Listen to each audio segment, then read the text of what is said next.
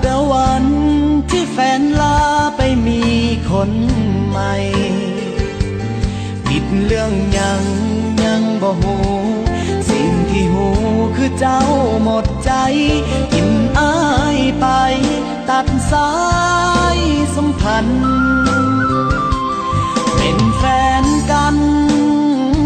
ก็นานหลายปีเมมโมรีในสมองมันเลยจำมันคนเคยหักตัดใจลา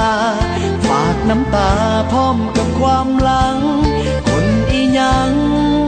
ใจดำบ่เหมือนหน้าตาผู้บ่นา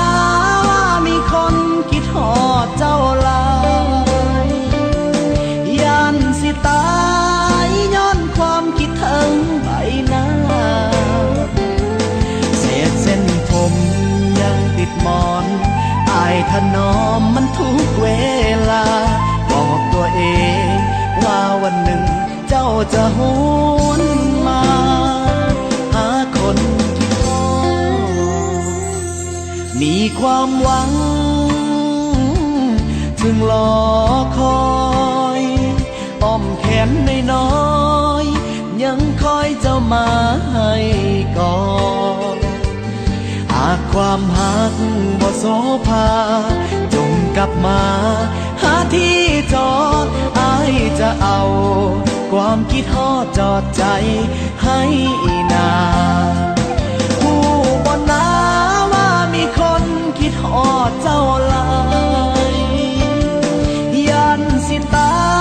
ยย้อนความคิดถึงใบหน้าเศษเส้นผมยังติดหมอนอายถนอมมันทุกเวลาบอกตัวเองว่าวันหนึ่งเจ้าจะหวนมาหาคนคิดฮอด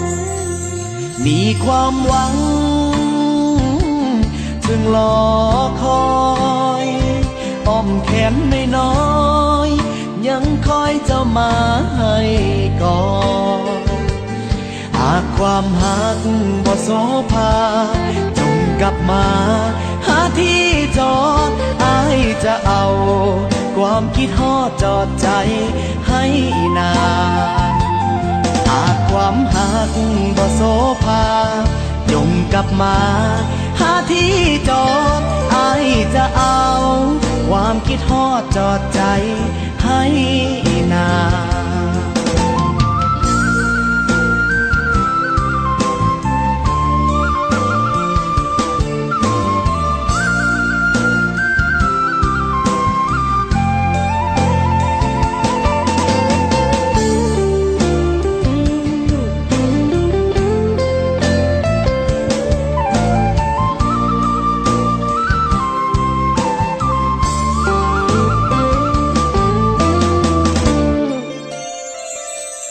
มีความหวังจึงรอคอยอ้อมแขนน้อยๆยังคอยเจ้ามาให้ก่อนหากความหักบ่โสภาจงกลับมาหาที่จอดอายจะเอาความคิดฮอดจอดใจให้นาหากความหักบ่โสภาจงกลับมาหาที่จอดอายจะเอาความคิดฮอดจอดใจให้นา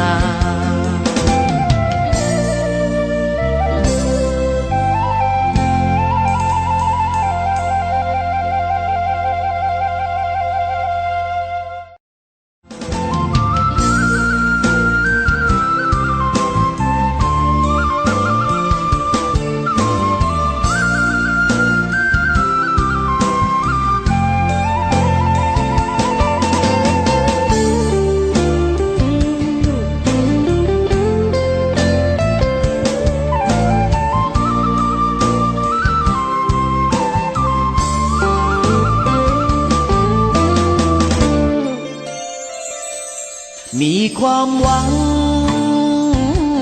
จึงรอคอยอ้อม แขนน้อยๆยังคอยเจ้ามาให้กอดหากความหักบ่โสภาจงกลับมาหาที่จอดอายจะเอาความคิดฮอดจอดใจให้นานหากความหักบ่โสภาจงกลับมา กี่ก็มาหาเรากี่ อายจะเอา